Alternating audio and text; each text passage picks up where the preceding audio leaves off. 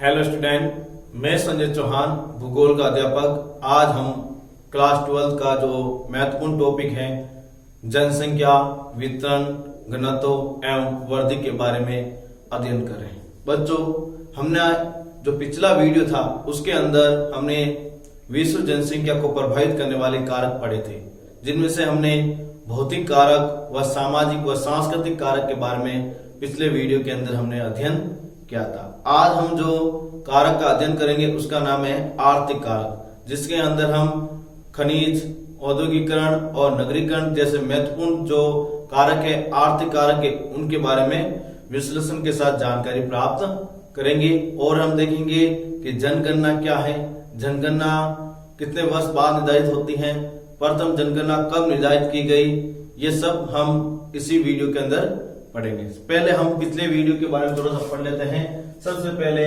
जनसंख्या को प्रभावित करने वाले कारक, जनसंख्या को प्रभावित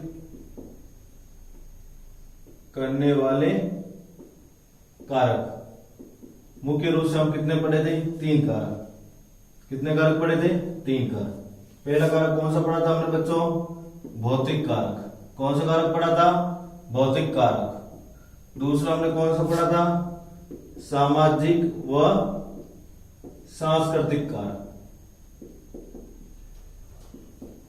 सांस्कृतिक कारक, ये जो 2 कारक थे हमने पिछले वीडियो में पढ़े थे। भौतिक कारक और सांस्कृतिक कारक है, वो हमने कौन से वीडियो पढ़े थे? पिछले वीडियो के अंदर पढ़े थे। और आज हम जो पढ़ेंगे उस कारक का नाम है आर्थिक कारक। क्या नाम है? आर्थिक कारक। ठीक है बच्चों, हमने जो पिछला वीडियो था भौतिक कारक के अंदर हमने क्या पढ़ा था? पहले हमने पढ़ा था स्थिति। किसी भी क्षेत्र की जनसंख्या को प्रभावित करने में स्थिति का एक महत्वपूर्ण स्थान होता है। आपने देखा होगा दूरी क्षेत्र और भूमध्यरेखीय क्षेत्र या ज्यादा वर्षा वाले जो क्षेत्र होते हैं वहां जनसंख्या हमेशा कम पाई जाती है, जबकि वे क्षेत्र जहाँ वातावरण एकदम अनुकूल होता है उस प्रकार की स्थिति के अंदर लोग ज्यादा रहते हैं। जैसे समतल मैदानी भागों के अंदर लोग ज्यादा रहते हैं। ये सब किसके कारण हुआ? स्थिति का। दूसरा, जलवायु। आपने देखा होगा जो स्थान अति आर्द्र होता है, अति उष्ण होता है, या अधिक शीतल होता है, या ठंडा होता है, या बर्फीला इलाका होता है, वह जनसंख्या हमेशा कम निवास करती है।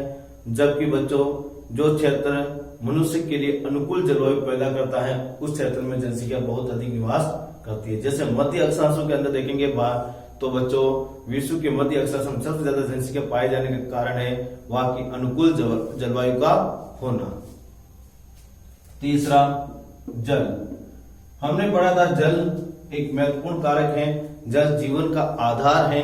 जल है तो कल है, क्योंकि जल हमारे पीने के लिए, पशुपालन के लिए, कृषि क्रियाओं के लिए, औद्योगिक क्रियाओं के लिए तथा विभिन्न ऐसी क्रियाएं हैं जिनके लिए जल का प्रयोग किया जाता है। विश्व के अंदर जो प्राचीन सभ्यता हुई वो जल स्रोत के निकट ही विकसित हुई।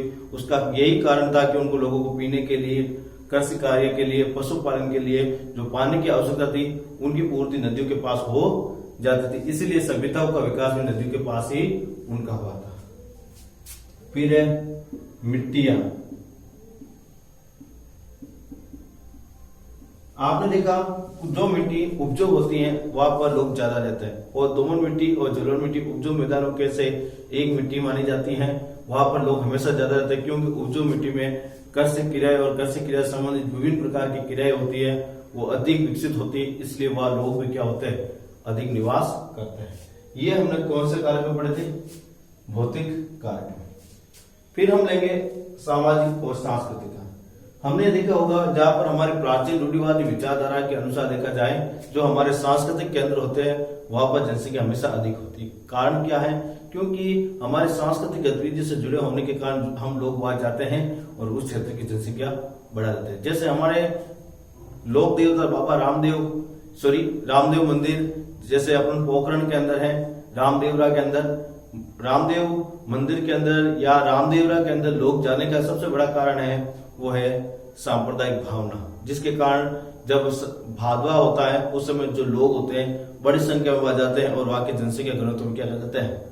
वृद्धि करते हैं। कुछ ऐसे सामाजिक और राजनीतिक कारक भी होते हैं जो उनको एक स्थान से दूसरे स्थान पर जाने के लिए विवश कर देते हैं, और शांति और अशांति भी कारक होते हैं जो उस क्षेत्र को छोड़ने के लिए क्या करते हैं, मजबूर करते हैं। फिर हम आज देखेंगे आर्थिक कारक। आर्थिक कारक के अंदर हम खनिज, औद्योगिकरण और नगरीकरण, इन महत्वपूर्ण बिंदुओं के बारे में हम विश्लेषण के साथ अध्ययन करेंगे। अब आर्थिक कारक, अब यदि आपसे पूछ ली जाए आर्थिक क्रिया क्या है, आर्थिक क्रिया, इकोनॉमिकल एक्टिविटी, आर्थिक क्रिया। देखो, आर्थिक क्रिया वे क्रियाएं होती हैं जिसे करने से व्यक्ति को आय की प्राप्ति होती है। आर्थिक क्रिया वे क्रियाएं होती है जिसे करने से व्यक्ति को किसकी प्राप्ति होती है, आय की। तो वे क्रियाएं जिनको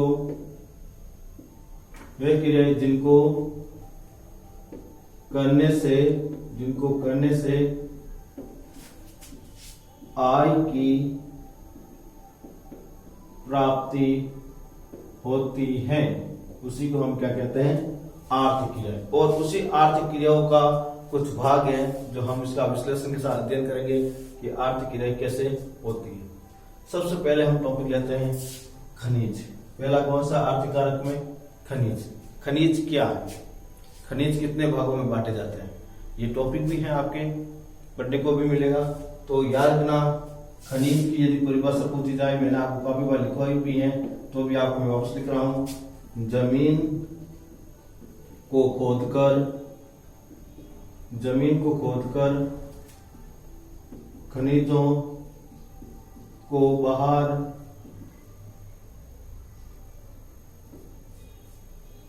बाहर निकालने, जमीन को खोदकर जो तत्व वो पदार्थ बाहर निकाले जाते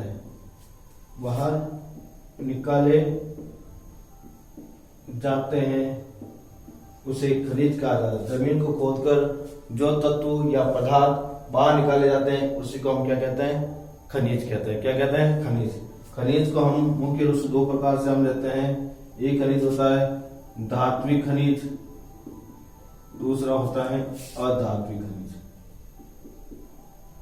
धात्विक खनिज वे खनिज होते हैं जिसमें धातु के अंश पाए जाते हैं। धात्विक खनिज वे खनिज होते हैं जिसमें किसके अंश होते हैं, धातु के अंश होते हैं। और अधात्विक खनिज वे खनिज होते हैं जिसमें धातु के अंश नहीं पाए जाते हैं।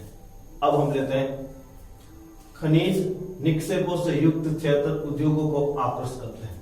जिन क्षेत्रों के अंदर खनिज पाए जाते हैं उन क्षेत्रों के अंदर उद्योग भी स्थापित होते हैं। क्यों, खनिज क्षेत्र के अंदर उस खनिज से संबंधित विभिन्न प्रकार के जो उद्योग होते हैं वो आकर्षित होते हैं और वहां पर लोग लगा लेते हैं। जैसे एग्जाम्पल के रूप में जमशेदपुर के अंदर लोहा मिला, तो यहाँ पर जमशेदजी टाटा ने क्या लगा दिया, टाटा स्टील एक कंपनी, लोहा इस्पात कंपनी का निर्माण कर दिया, टाटा स्टील कंपनी।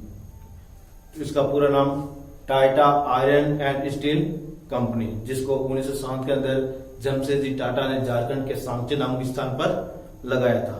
तो जहां पर खनिज निक्षेप होंगे वहां पर खनिज से संबंधित क्या होंगे, जो उद्योग होंगे वो आकर्षित होंगे और खनिजों का आधार पर वहां पर उद्योग और प्रकार के भी लगाए जाते हैं। जैसे तांबा मिला तो तांबा संबंधित उद्योग लेंगे, लोहा मिला तो लोहा से संबंधित उद्योग लेंगे। जिस प्रकार का खनिज मिलेगा उसी के अनुसार वहां उद्योग स्थापित होंगे। अब उद्योग क्या है उसके बारे में पहले देखते हैं, फिर उसके बारे में और आगे पढ़ते हैं। आपको मालूम होना चाहिए उद्योग हमारी मूलभूत इकाई है। आर्थिक क्रिया की क्या है, मूलभूत इकाई है उद्योग। प्रकृति से प्राप्त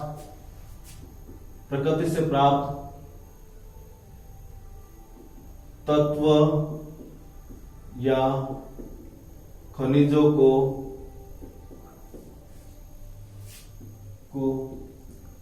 मशीनरी द्वारा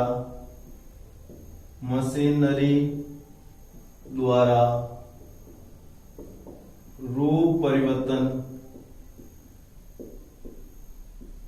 करके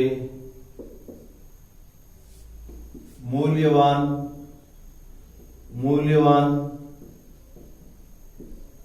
बनाने वाली इकाई को उद्योग कहते हैं। प्रकृति से प्राप्त चाहे कोई खनिज हो या तत्व हो, उनको मशीन द्वारा रूप परिवर्तन करके उससे मूल्यवान बनाने वाली इकाई को हम क्या कहते हैं? उद्योग कहते हैं। क्या कहते हैं? उद्योग। जैसे हमने कपास लिया, कपास से हमने धागा बना दिया, तो कपास से धागा बनाने के लिए मशीनों का प्रयोग किया और उससे रूप परिवर्तन हुआ, उसी को हमने क्या कहा? इकाई को उद्योग कहा। खनन और औद्योगिक गतिविधियां रोजगार उत्पन्न करती है, और खनन क्रिया और औद्योगिक क्रियाएं होती है उन क्षेत्रों के अंदर रोजगार की उत्पत्ति करती है। किसकी उत्पत्ति करती है बच्चों? रोजगार की। तो खनन है और औद्योगिकरण दो ऐसी प्रोसेस हैं जिसके अंदर लोगों को किसकी प्राप्ति होती है? रोजगार की प्राप्ति होती है। अब देखो खनन क्या है, काफी बार परिभाषा पूछ लेते हैं, खनन क्या है? तो खनिजों को बाहर निकाल, खनिजों को धरातल से बाहर निकालने की प्रक्रिया को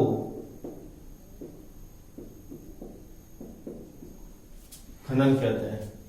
याद रखना, खनिजों को धरातल से बाहर निकालने की प्रक्रिया क्या कहलाती है? खनन कहलाती है। क्या कहलाती है? खनन।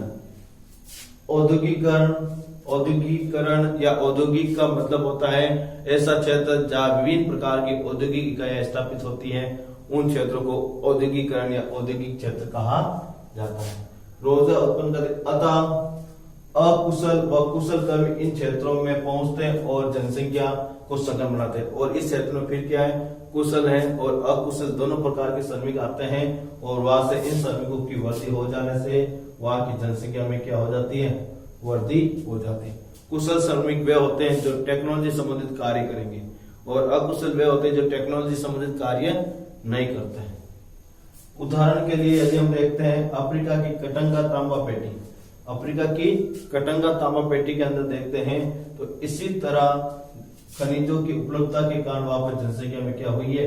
वृद्धि हुई है। और आपको मालूम ही है विश्व के अंदर सबसे ज्यादा जो तांबा है वो अफ्रीका के अंदर ही निकलता है।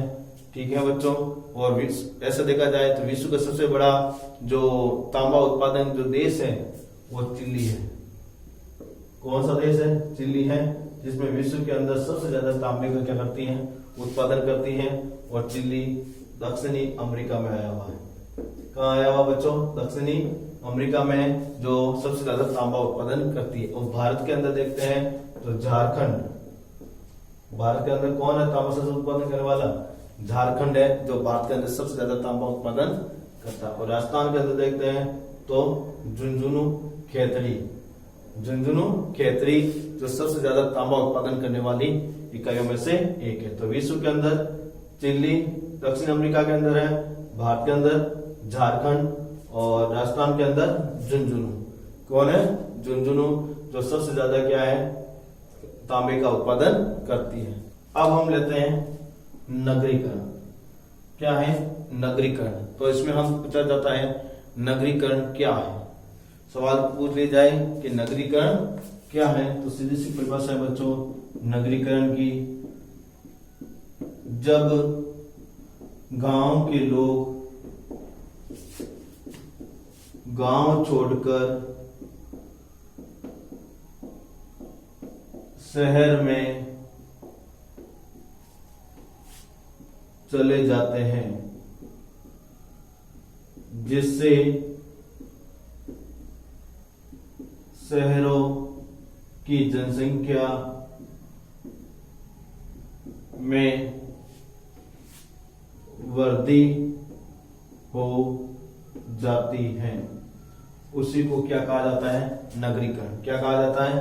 नगरीकरण। तो नगरीकरण क्या है? इस प्रकार का एक सवाल पुटअप एक बार हो चुका है बोर्ड के अंदर, तो इसकी परिभाषा पूछा जाए तो सीधी भाषा में लेना, जब गांव के लोग गांव छोड़कर शहर में चले जाते हैं, जिससे शहर की जनसंख्या में क्या हो जाती है, वृद्धि हो जाती है, उसी को क्या कहा जाता है, नगरीकरण कहा जाता है। क्या कहा जाता है बच्चों, नगरीकरण कहा जाता है। तो आपको मालूम हो गई होगी बच्चों नगरीकरण की परिभाषा क्या है। तो नगरीकरण के अंदर आपने देखा होगा बेहतर सुविधाएं और सुख भोगने की प्रवृत्ति होने के कारण लोग आकर्षित हो जाते हैं और शहरों में जाकर बस जाते हैं और शहरों की जनसंख्या में क्या कर देते हैं, वृद्धि कर देते हैं। नगर में रोजगार के बेहतर अवसर, शहरों के अंदर क्या होते हैं, रोजगार के क्या होते हैं, बेहतर अवसर, मतलब रोजगार बहुत अधिक मिलते हैं। शैक्षणिक उच्च प्रवृत्ति, मतलब शहरों के अंदर सेकेंडरी, हाई सेकेंडरी, कॉलेज और उससे भी बड़ी जो कॉलेज है, विश्वविद्यालय है, वो सभी पाए जाने के कारण लोग शिक्षा के प्राप्ति के लिए भी गांव को छोड़कर कहा चले जाते हैं, शहरों के अंदर चले जाते हैं। चिकित्सा सुविधाएं, और गांव की तुलना में शहरों के अंदर चिकित्सा सुविधाएं क्या होती है, उत्तम प्रकार की होती है। इसलिए किसी प्रकार की छोटी सी भी बीमारी होने के बाद लोग गांवों के अंदर उपचार ना कराकर शहरों के अंदर चले जाते हैं और शहरों के अंदर चले जाने से वहां की जनसंख्या में क्या कर देते हैं बच्चों, वृद्धि कर देते हैं तथा परिवहन और संचार के बेहतर साधन प्रस्तुत करते हैं। और शहरों के अंदर परिवहन के साधन भी उच्च पाए जाते हैं और संचार के साधन भी क्या पाए गए, उच्च पाए गए, जिसके कारण वहां की जनसंख्या में और ज्यादा क्या होती है, वृद्धि होती है। तो परिवहन आपको मैंने काफी बार परिभाषा लिखा चुका हूँ, ठीक है। अब है संचार क्या है, इसकी परिभाषा में आपको बता दो संचार क्या है। तो संचार क्या है, इसकी परिभाषा यदि आपसे पूछी जाए और ये सवाल भी काफी बार पुटअप हो चुका है, संचार की परिभाषा बताइए। तो क्या है, व्यक्ति द्वारा अपने विचारों, संदेशों व तथ्यों को जिस माध्यम से भेजता है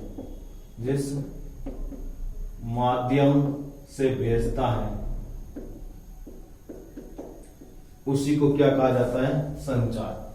क्या कहा जाता है बच्चों, संचार। व्यक्ति द्वारा अपने विचारों, संदेशों और तथ्यों को जिस माध्यम से भेजता है उसी को क्या कहा जाता है, संचार कहा जाता है। संचार को मुख्य रूप से दो भागों में पढ़ते हैं, निजी संचार के साधन और सार्वजनिक संचार के साधन। निजी जो व्यक्ति विशेष पर अधिकार होता है, सार्वजनिक या सरकारी जिस पर सरकार और समुदाय का अधिकार होता है, वो सार्वजनिक और सरकारी संचार के साधन कहलाते हैं।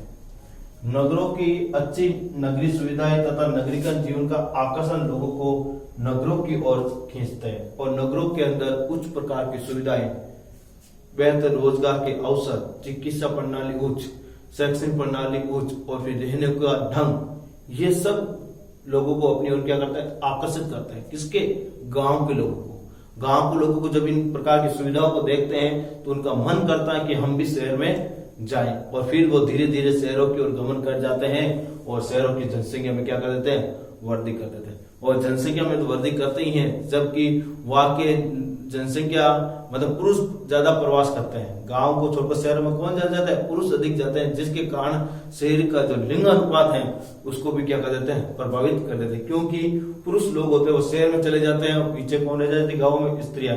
इसलिए गाँव का लिंग अनुपात तो बढ़ जाता है और शहरों का लिंग अनुपात घट जाता है। तो ये नगरीकरण जो वहां की जनसंख्या को तो प्रभावित करती है, साथ साथ वहां का लिंग अनुपात है, वहां की साक्षरता दर है, वहां का घनत्व है, इन सब को वो प्रभावित करती है। अब है औद्योगिकरण। अब औद्योगिकरण क्या है, किसी क्षेत्र विशेष के अंदर बहुत सारी औद्योगिक इकाइयों का स्थापित हो जाना औद्योगिकरण कहलाता है। किसी क्षेत्र विशेष के अंदर बहुत सारी औद्योगिक इकाइयों का स्थापित हो जाना ही क्या कहलाता है, औद्योगिकरण कहलाता है। अब इसके बारे में पढ़ते हैं। औद्योगिकरण बड़ी संख्या में लोगों को आकर्षित करते हैं और औद्योगिकरण होता है वो बड़ी संख्या में लोगों को अपनी ओर क्या करते हैं, आकर्षित करते हैं। क्योंकि औद्योगिकरण के अंदर लोगों को बेहतर रोजगार के अवसर उपलब्ध होते हैं। क्या होते हैं, बेहतर रोजगार के अवसर उपलब्ध होते हैं और अच्छी रोजगार प्राप्त हो जाने के कारण वहां पर काम करने के लिए जो इच्छुक लोग होते हैं बड़ी संख्या में औद्योगिक क्षेत्र के अंदर चले जाते हैं और चले जाने के कारण वहां के लोगों के रोजगार में वृद्धि होती है, साथ में उन क्षेत्रों के अंदर जनसंख्या में और जनसंख्या घनत्व में भी क्या कर देती है, वृद्धि कर देती है। औद्योगिकरण क्षेत्र में केवल कारखानों में श्रमिक ही नहीं होते बल्कि परिवहन चालक, परिचालक, दुकानदार, बैंक कर्मी, डॉक्टर, अध्यापक तथा अन्य सेवा उपलब्ध कराने वाले भी होते हैं। और औद्योगिकरण के अंदर सिर्फ वहां के लोगों में या उनके श्रमिक है वही नहीं होते हैं, श्रमिक के अलावा ऐसे बहुत सारे अन्य क्रिया करने वाले जो लोग होते हैं वो भी जनसंख्या वृद्धि में महत्वपूर्ण योगदान देते हैं। जैसे परिवहन परिचालक है, दुकानदार है, बैंक कर्मी है, डॉक्टर है, अध्यापक, ये उन लोगों को अन्य प्रकार की सेवा उपलब्ध कराने के लिए वहां आकर रह जाते हैं और उन क्षेत्रों की जनसंख्या में क्या कर देते हैं, वृद्धि कर देते हैं।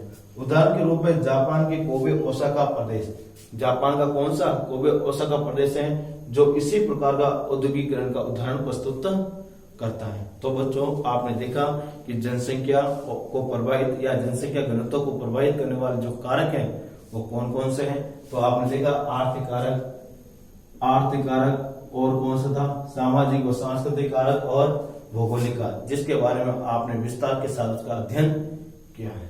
अब हम नया टॉपिक लेंगे जनगणना।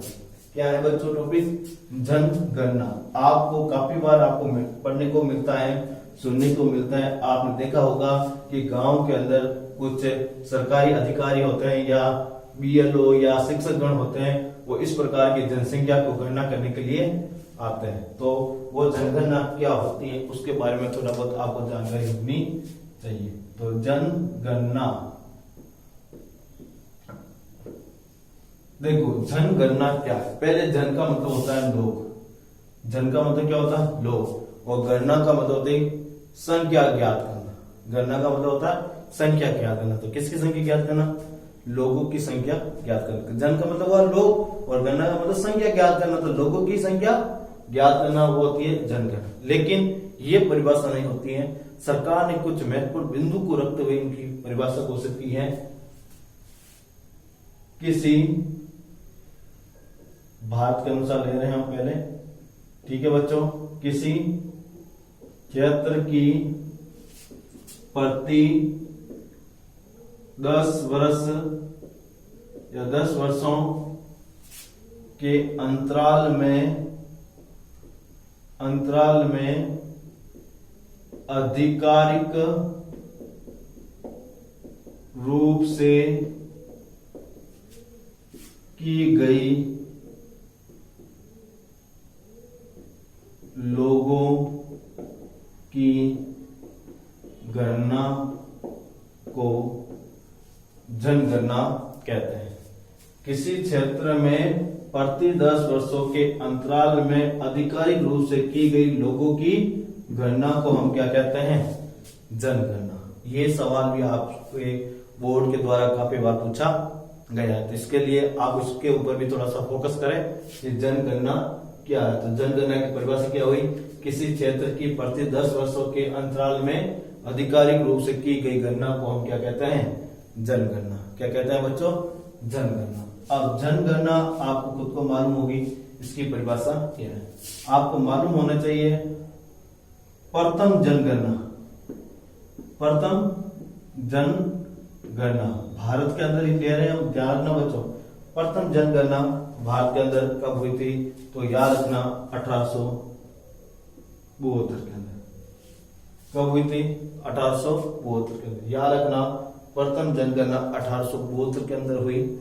और आपको याद होना चाहिए उस समय जो गवर्नर थे वो थे लॉर्ड मेयो। कौन थे, लॉर्ड मेयो। याद रखना। तो प्रथम जनगणना 1872 के अंदर लॉर्ड मेयो ने की थी। फिर बाद में एक जनगणना का नाम आता है संपूर्ण जनगणना, जिसमें स्त्री और पुरुष बच्चों को भी साथ में गिना गया था। लेकिन प्रथम जनगणना में स्त्री और बच्चों को नहीं गिना जाता था। लेकिन फिर संपूर्ण जनगणना के अंदर स्त्री, बच्चे, बुढ़े जो भी थे, जो मनुष्य थे, उन सबको गिना जाने लगा। तो इसलिए संपूर्ण जनगणना 1881 में की गई। 1881 में की गई लॉर्ड रिपन के काल में। लॉर्ड रिपन के काल में, याद रखना। तो संपूर्ण जनगणना 1881 लॉर्ड रिपन के काल में हुई थी। तो आपने देखा कि 15 अगस्त AUGUST अगस्त 1947 को, 15 अगस्त 1947 को कौन आजाद हो गया, भारत आजाद हो गया। और भारत आजाद होने के बाद आपको पता ही है प्रति 10 वर्ष बाद में जनसंख्या की हो जाती थी गणना। फिर 1951 में स्वतंत्र भारत की पहली जनगणना हुई। स्वतंत्र भारत की पहली जनगणना हुई कब? 1951 के अंदर, ठीक है। और वर्तमान के अंदर 2011 के अंदर जनगणना हुई, जिसके अनुसार आपने देखा विश्व की जो जनसंख्या 714 करोड़ 2013 तक ली गई है, तो 714 करोड़ हुई थी। और आप देखते हैं तो 1872 से लेकर 2011 तक आप देखते हैं तो भारत के अंदर कुल 15 जनगणना हो गई। कितनी बार हो गई है? 15 बार। जैसे आप देख सकते हो, आप स्वयं ही गिनती करके भी आप देख सकोगे। और जिससे 7 आजादी से पहले और 8 आजादी के बाद ये जनगणना हुई थी। टोटल कितनी हुई है? 15 हो गई, 7 आजादी से पहले और 8 आजादी के बाद जनगणना हुई है। तो इस तरह बच्चों आपको ध्यान रखना है। सवाल कौन कौन से है? जनगणना क्या है, प्रथम जनगणना कब हुई, संपूर्ण जनगणना कब हुई, स्वतंत्र भारत की जनगणना प्रथम कब हुई।